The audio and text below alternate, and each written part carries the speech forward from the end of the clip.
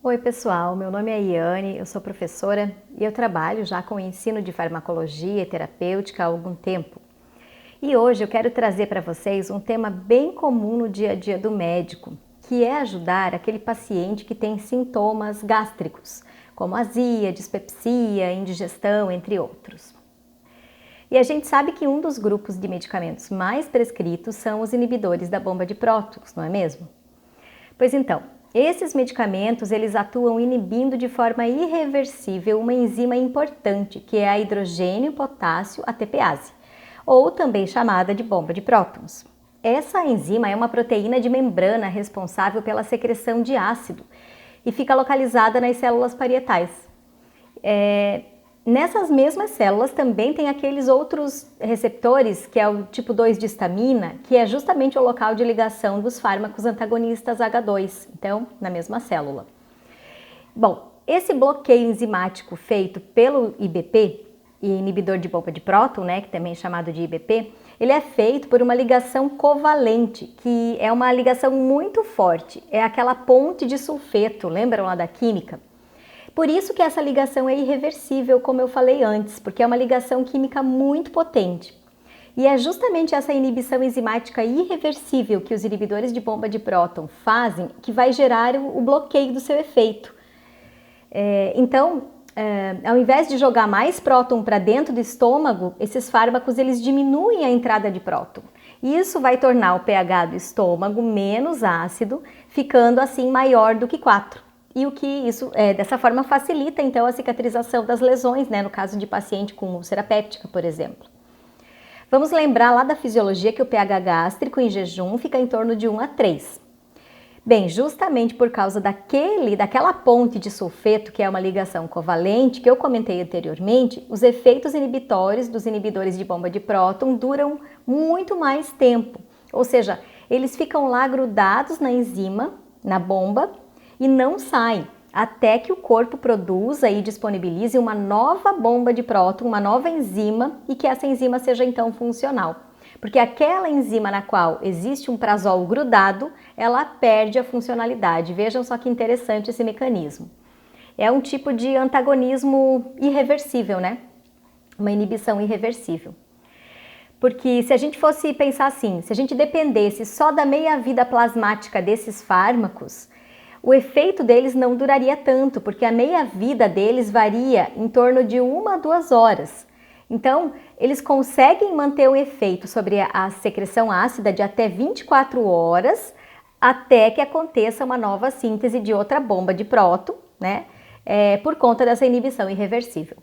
Outra informação bem legal é que o efeito máximo desses fármacos só é alcançado 3 a 4 dias depois do início do tratamento. Então, é bem importante essa informação. Essa classe, os inibidores de bomba de próton, ela se mostra superior em relação a outras classes, a outros grupos farmacológicos, como no caso dos antagonistas H2, que é o grupo da ranitidina. Então, hoje já tem muitas evidências sobre isso, comprovando a superioridade dos IBP. Eles inibem cerca de 80 a 95% do total de bombas de prótons presentes nas células parietais do estômago. Então vejam a potência desse grupo de fármacos dos prazóis, Eles produzem uma supressão ácida significativamente mais eficaz e prolongada do que os antagonistas de receptores H2. E são capazes de manter o pH dentro do estômago superior a 4, maior do que 4, por até 16 a 18 horas por dia.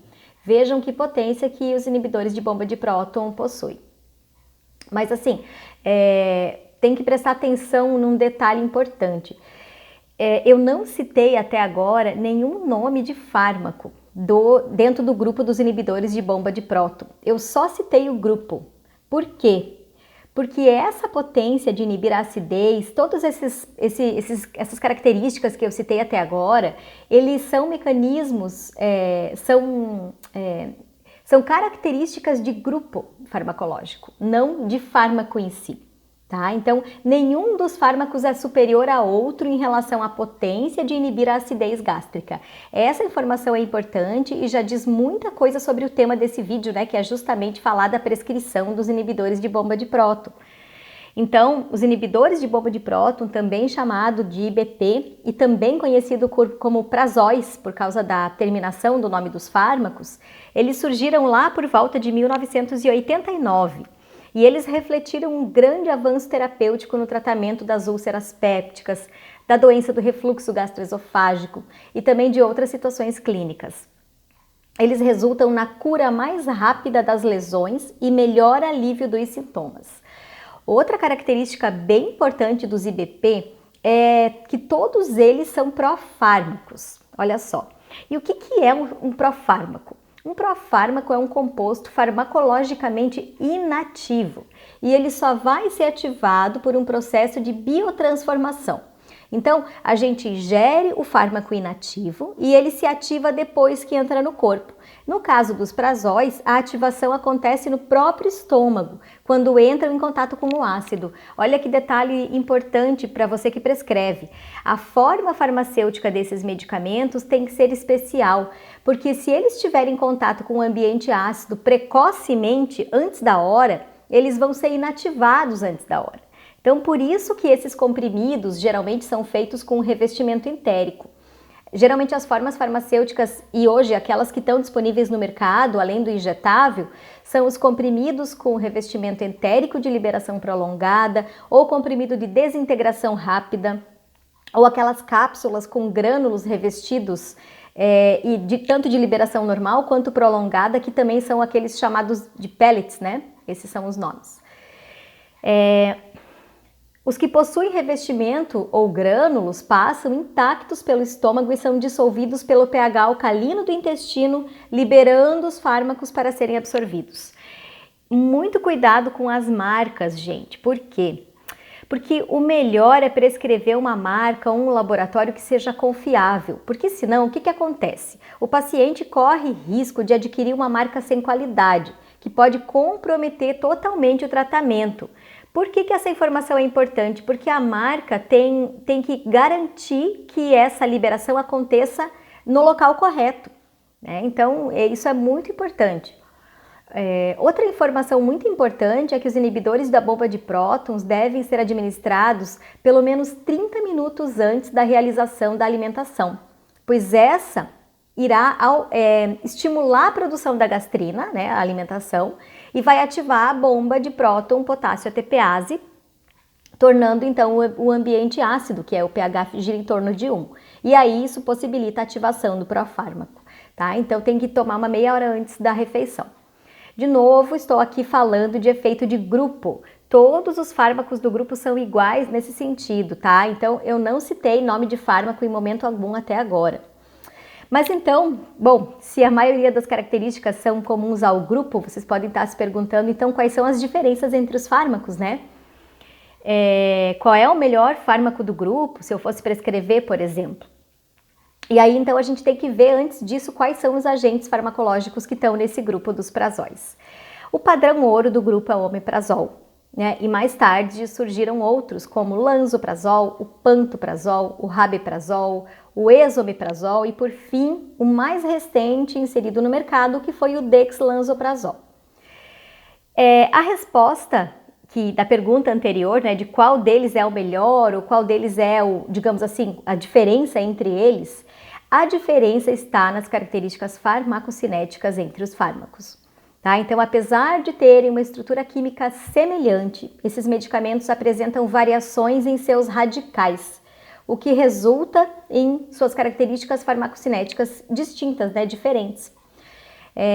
No entanto, todos eles têm a mesma capacidade de bloquear a secreção gástrica de maneira igual, assim, não apresenta diferença significativa quanto ao resultado. Eles são compostos racêmicos. Lembram lá da química? Então, muitas vezes, a única diferença entre uma substância e outra é a posição de um radical dentro da molécula. Tá? Então, eles são estereisômeros, né? Mais uma coisa que é importante destacar, o efeito deles é o mesmo, ou a eficácia atingida é a mesma, só se forem usados em doses equipotentes. Então, por exemplo, o omeprazol 20 a 40 mg é equipotente, a dose do omeprazol, quando usado de 20 a 40 mg, é equipotente ao esomeprazol de 20 a 40. ou ao lansoprazol 30 mg, ou ao pantoprazol 20 mg e ao rabeprazol 20 mg. Essas doses, elas são equipotentes para tratar paciente com doença de refluxo gastroesofágico erosiva, por exemplo. Então, cada situação clínica vai ter uma equipotência das doses, tá? Já no caso de tratamento de pacientes com DRGE não erosiva, a dose é um pouquinho mais abaixo, assim, um pouquinho menor, digamos assim, né, para alguns fármacos. O omeprazol 20 mg é equipotente ao esomeprazol 20 a 40, ao pantoprazol 20 e ao rabeprazol 10. Tá? Então tem que ter muito cuidado, porque tem estudos por aí que comparam doses que não são equipotentes. E aí dizendo, né, que um dos medicamentos é mais potente do que o outro por conta dessa falsa comparação entre as doses, tá? Então é bem importante também comparar quando a gente lê um estudo, um ensaio clínico, ver qual é a dose que está sendo comparada, se ela realmente é equipotente a outro fármaco. Bem, olha a diferença que o produtor do esomeprazol, por exemplo, coloca como vantagem terapêutica desse fármaco. Que o estudo demonstrou que 40 mg do esomeprazol mantém o pH gástrico acima de 4 por 15 horas. E essa seria a vantagem do esomeprazol. Enquanto que 20 mg de rabeprazol mantém o pH gástrico acima de 4 por 13 horas. 20 mg de omeprazol, que também foi comparado no estudo, mantém o pH gástrico acima de 4 por 13 horas. Ou 30 mg do lansoprazol mantém o pH gástrico acima de 4 por 12,7 horas. Então vejam que essas diferenças em manter o pH acima de 4 vai de 15 horas com esomeprazol na dose de 40 mg, até 12,7 horas com 30 mg de lansoprazol. E o que isso quer dizer, né? Quer dizer, se um paciente tomar 40 mg de esomeprazol ou 20 mg de omeprazol, o pH gástrico dele vai ficar acima de 4 por 2 horas a mais com o esomeprazol, né?